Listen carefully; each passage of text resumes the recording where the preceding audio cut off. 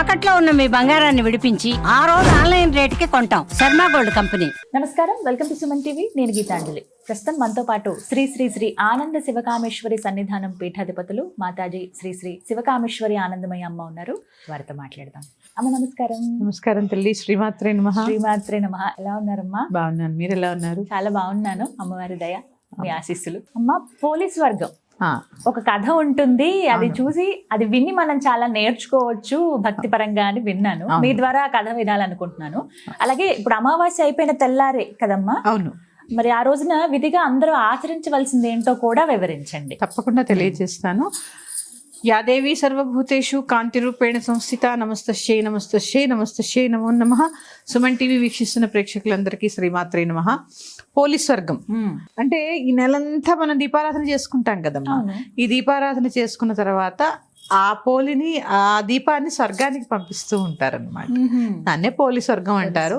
ఆ రోజు నదీ స్నానం చాలా శ్రేష్టం. నదిలో స్నానం చేసి చాలా మంది నదిలోనే దీపాలు వదిలేస్తూ ఉంటారు. ఇది లేదా తులసమ్మ దగ్గర పూజ చేసుకుని ఆ పోలి పూజ చేసుకుని ఆ అరటి డప్పులో దీపాలు పెట్టి ఆ కథ చదువుకుని నీళ్లు పెట్టి నీళ్ళల్లో వదిలేస్తూ ఉంటారు. ఆ రోజుతో మన నెలంతా దీపారాధన చేస్తాం కదా, ఆ రోజుతో ఇంకా అయిపోయింది అని చెప్పడమే ఈ పోలీస్ స్వర్గం అన్నమాట. దీనికి ఒక చిన్న కథ కూడా ఉంటుంది. ఒక అత్తగారికి 5 కోడళ్ళు ఉంటారు. ఆఖరి కోడలు పోలమ్మ. ఆవిడ చాలా భక్తురాలు అనమాట. పెళ్లి కాకముందు చాలా భక్తిగా చాలా అర్చనవి చేసుకుంటూ ఉండేది. వివాహం అయిన తర్వాత అత్తగారు కూడా పూజలు అవి బాగానే చేస్తుంటే కోడలు తనకన్నా భక్తురాలని చెప్పి పూజలు అవన్నీ మానిపించేస్తుంది. ఏమీ చేయనీకపోయేసరికి ఇంట్లోనే ఉంచుతుంది. పెళ్లి కాకముందు తన భక్తి, తన అర్చన అంతా కూడా పాపం ఏమి చేసుకోవడానికి ఉండదు.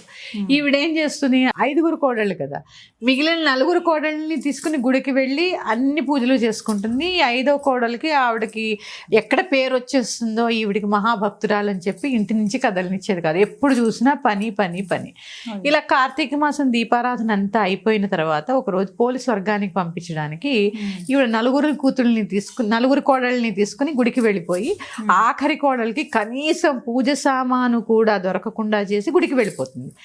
ఈవిడ అలా బాధపడుతూ వెన్న చిలుకుతూ ఉంటుంది. వెన్న చిలికి సరే అదే బాధతో ఇంకేం చేయగలమని బావి దగ్గర స్నానం చేసి, పత్తి ఉంటుంది వాళ్ళ ఇంట్లో, పత్తి చెట్టు, ఆ పత్తి చెట్టు నుంచి పత్తి తీసి చిలికిన వెన్న ఉంటుంది కదా, ఆ వెన్నతోటి దీపాలు చేసి దీపం వెలిగించి అదే స్వర్గానికి పంపిస్తుంది అనమాట. ఆ రోజు చెప్పేసరికి ఆవిడకి ప్రాణం ఉండగానే పుష్పక విమానం పంపిస్తారనమాట. అదే బొందుతో కైలాసం వెళ్తారంటారు కదా, ఇదే అనమాట కదా. పంపించేసరికి చక్కగా ఈవిడేం చేస్తుంది, శివుడు వచ్చాడని, అసలే భక్తురాలు కదా, అన్నీ త్యజించేస్తుంది, వెళ్ళిపోతూ ఉంటుంది. ఈ లోపల ఈ 4 కోడళ్ళు అత్తగారు కూడా వస్తారు. ఈవిడ వెళ్ళిపోవడానికి వీర్లేదు. ఈర్ష్య, అసూయ, ద్వేషాలు ఎలా ఉంటాయి చూసామమ్మా ఇక్కడ. అన్ని దాంట్లోనూ ఉన్నాయి.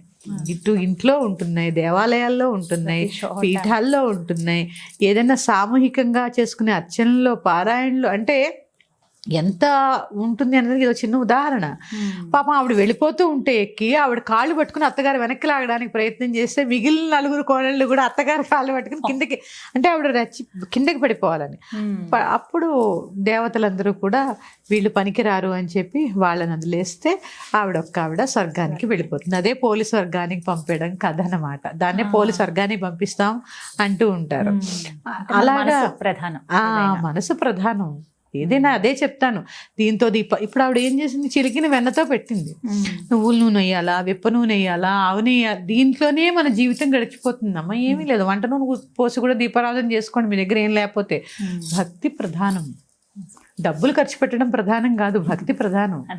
చిలికిన వెన్నతో దీపం పెట్టింది. ఆ వెన్న కూడా ఎలా ఉంది, ఆ కవ్వానికి ఉన్న దానికి తీసి అంటించి వెలిగించింది ఆవిడ.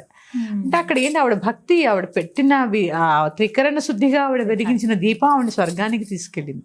ఇది ఆ పోలీస్ వర్గానికి పంపడం కదా. ఈ కథ చదువుకుని అందరూ కూడా పుష్ప విమానం రావాలని ఆలోచిస్తూ ఆ కథ చదువుకుని అక్షింతలు వేస్తూ ఉంటారు. ఇది పొలాల అమావాస్య కదా. కుదిరితే చక్కగా అందరూ నది స్నానం చేయండి. నది స్నానం చేసి దీపదాన బ్రాహ్మణులు ఉంటారు అక్కడ అంటే ఇప్పుడు తెల్లారితే పాడ్యమి అనగా చెయ్యాలమ్మా. కార్తీక అమావాస్య తోటి అక్కడికి దీపారాధన, అమావాస్య సాయంత్రం కూడా దీపాలు వెలిగించాలి కదా, వెలిగించి పాడ్యమి రోజు ఉదయం తెల్ల బ్రాహ్మీ ముహూర్తంలోనే సూర్యోదయాత్ పూర్వమే చేయాలి. సూర్యోదయం అయిన తర్వాత ఇంకా చేయకూడదు. అంటే దాదాపు 5 లోపల అయిపోవాలి. 21వ తారీఖు కదా, 21వ తారీఖు వచ్చింది. కుదిరితే నదీ స్నానం చేసి చక్కగా నదిలో దీపాలు వదిలేసి బ్రాహ్మడికి స్వయం పాకం దీపదానం ఇవి 2 చేసుకోవడం చాలా ఉత్తమం. చాలా మంచి ఫలితాలని ప్రసాదిస్తుంది. ఇది అంటే నెలంతా చేసిన దీక్ష అంతా కూడా ఆ పుణ్యం ఎప్పుడైనా కూడా అమ్మ, ఏదైనా పూజ చేసినా దీపారాధన చేసినా ఆ పుణ్యాన్ని ఎప్పుడు మనం ఉంచుకోకూడదు.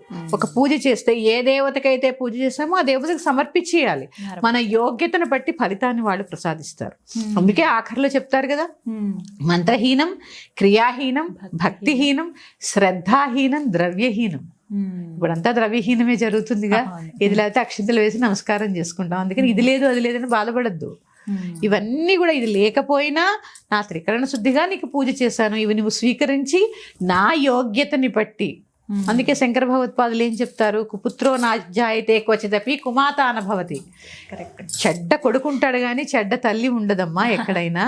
నా యోగ్యతను చూసి నేను చేసిన తప్పులు క్షమించి నాకు వరాన్ని ప్రసాదించు. కానీ మళ్ళీ అదొకటి చెప్తాడు ఆయన, ఏంటి, నేను మళ్ళీ తిరిగి ఇలాంటి తప్పులు చేయను అని కూడా ఆ స్తోత్రంలో ఉంటుంది. ఇది కూడా మనం గ్రహించాలి. అందుకని త్రికరణ శుద్ధిగా ఉండడం ముఖ్యం. చక్కగా నది స్నానం చేసుకోండి, ఈ కథ చదువుకుని అక్షతలు వేసుకోండి. కుదిరితే నదిలో దీపాలు లేదా చిన్న టబ్బు పెట్టుకుని టబ్బులో ఇంటి దగ్గర వదిలేయచ్చు. లేదా దేవాలయాల్లో ఇప్పుడు పెడుతున్నారుగా, సామూహికంగా కూడా వదులుకోవచ్చు. ఇది పోలీస్ వర్గానికి వెళుతున్న కథ. ఈ నెల నవంబర్ 21వ తారీఖున వచ్చింది. ఈ విధంగా చేసుకోండి. ధన్యవాదాలు. ధన్యవాదాలు. శ్రీమాత్రే మహంతలు.